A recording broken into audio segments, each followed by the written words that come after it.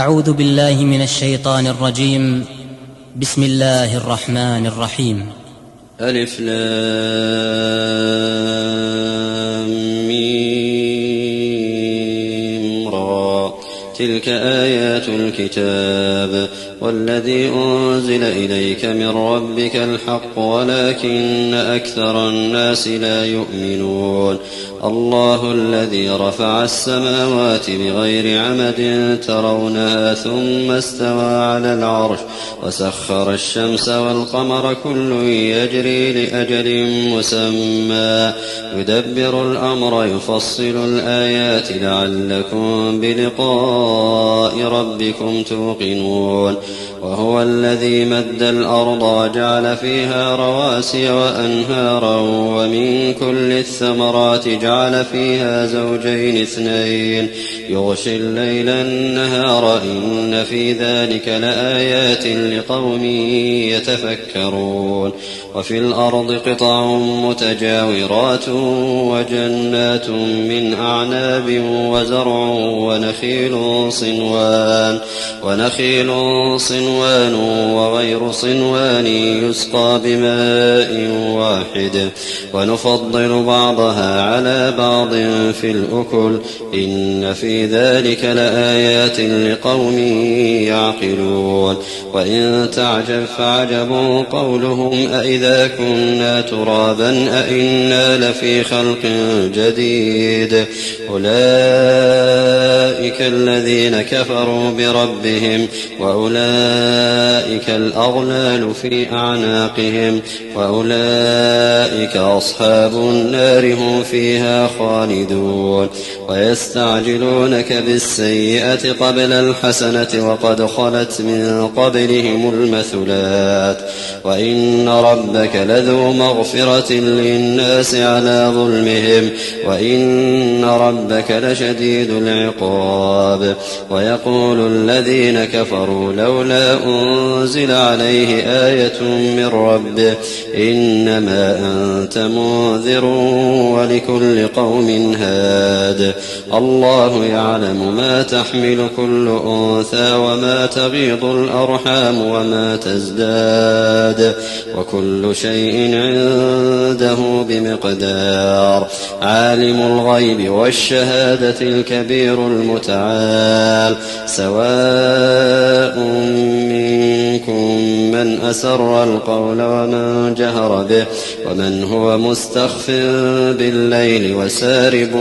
بالنهار له معقبات من بين يديه ومن خلفه يحفظونه من أمر الله إن الله لا يغير ما بقوم حتى يغيروا ما بأنفسهم وإذا أراد الله بقوم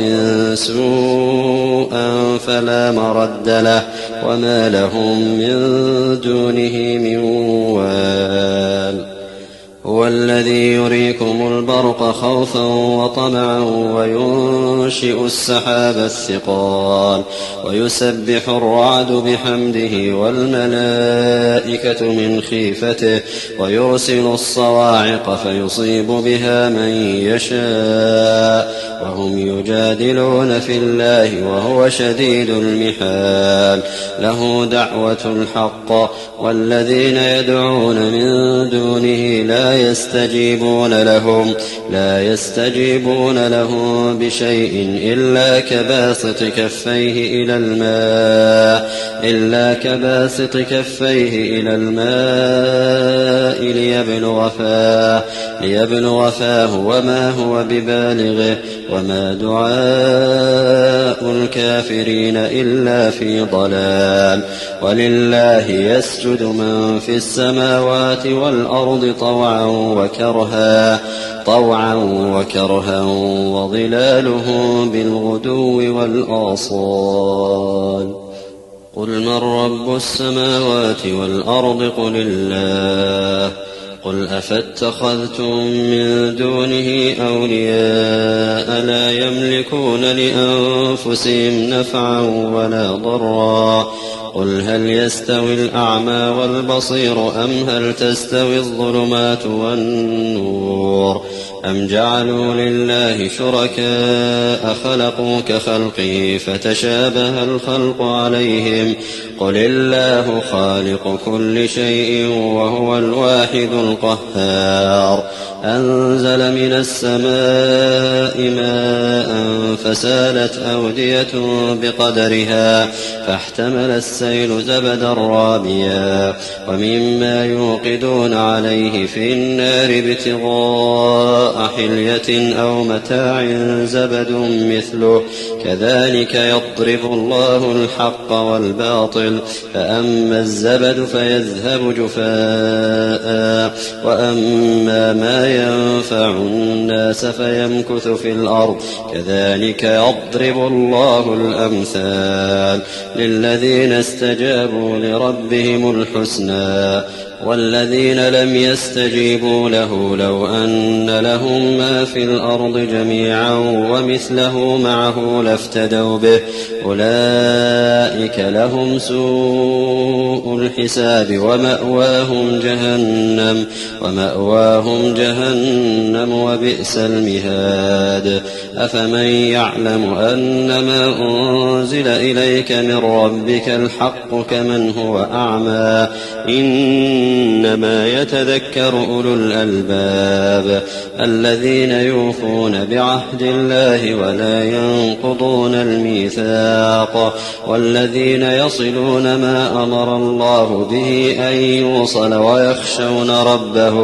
ويخشون ربهم ويخافون سوء الحساب والذين صبروا ابتغاء وجه ربهم وأقاموا الصلاة وأنفقوا مما رزقناهم سرا وعلانية ويدرؤون بالحسنة السيئة أولئك لهم عقبى الدار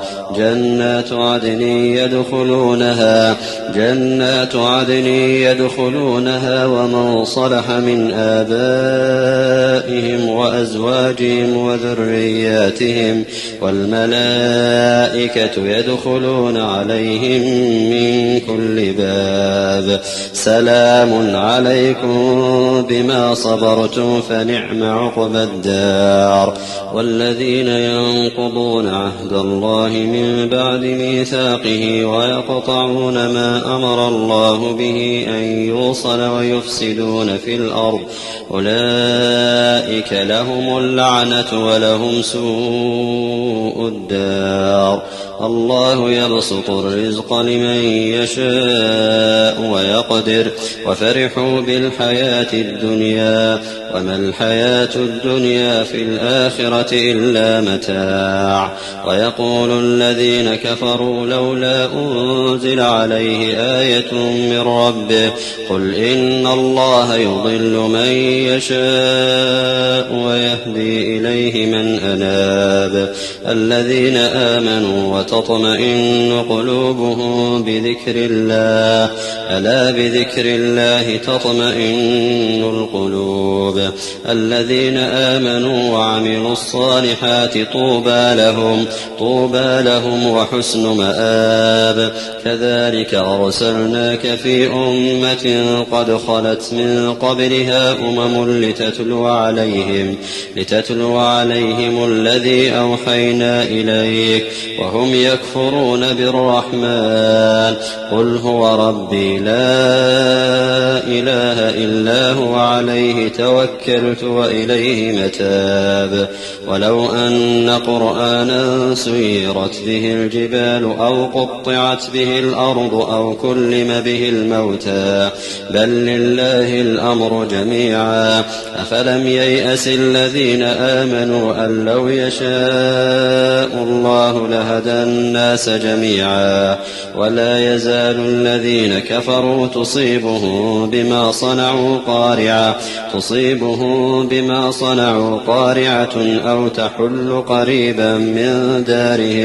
أو تحل قريبا من دارهم حتى يأتي وعد الله إن الله لا يخلف الميعاد ولقد استهزئ برسل من قبلك فأمليت للذين كفروا ثم أخذتهم فكيف كان عقاب أفمن هو قائم على كل نفس بما كسبت وجعلوا لله شركاء قل سموهم أم تنبئونه بما لا يعلم في الأرض أم بظاهر من القول بل زين للذين كفروا مكرهم وصدوا عن السبيل ومن يضلل الله فما له من هاد لهم عذاب في الحياة الدنيا ولعذاب الآخرة أشق وما لهم من الله من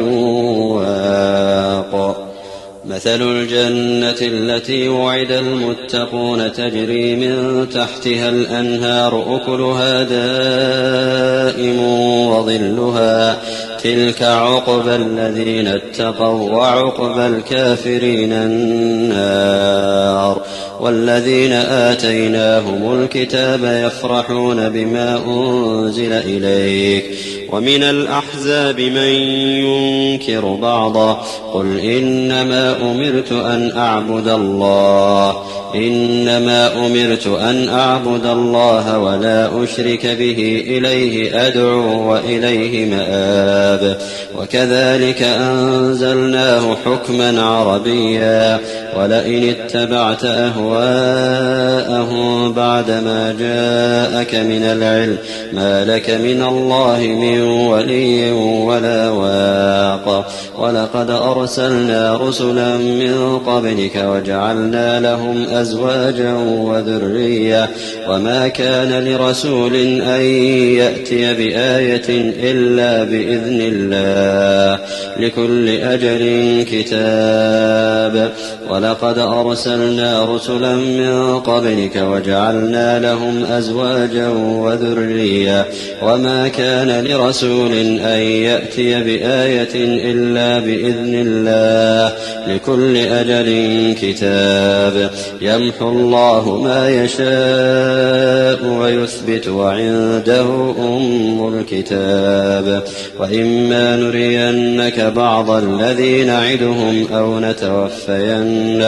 أو نتوفينك فإنما عليك البلاغ وعلينا الحساب أولم يروا أنا نأتي الأرض ننقصها من أطرافها والله يحكم لا معقب لحكمه وهو سريع الحساب وقد مكر الذين من قبلهم فلله المكر جميعا يعلم ما تكسب كل نفس وسيعلم الكفار لمن عقبى الدار وقد مكر الذين من قبلهم فلله المكر جميعا يعلم ما تكسب كل نفس وسيعلم الكفار لمن عقبى الدار ويقول الذين كفروا لست مرسلا قل كفى بالله شهيدا